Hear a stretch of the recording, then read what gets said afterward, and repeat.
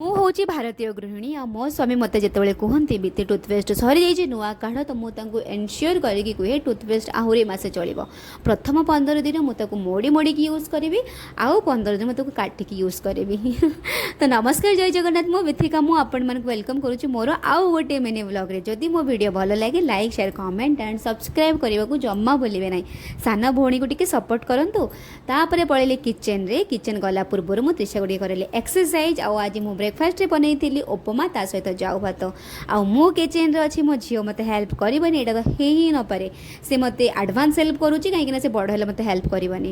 ତାପରେ ଆମେ ମା ଝିଅ ମିଶିକି ବନେଇ ସାରିଲୁ ବ୍ରେକଫାଷ୍ଟ, ତାକୁ ରେଡ଼ି କରିକି ସ୍କୁଲ ପଠାଇଦେଲି।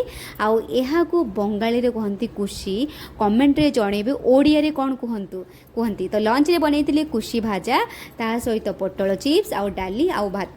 ବାସ୍ ଏତିକି ବନେଇକି ମୁଁ ଆଉ ଥରେ ପଳେଇଲି ଛୁଆକୁ ଆଣିବା ପାଇଁ। ଆଉ ତ୍ରିଶାକୁ ଆଣି ସାରିଲା ପରେ ଆମେ ଲଞ୍ଚ କଲୁ।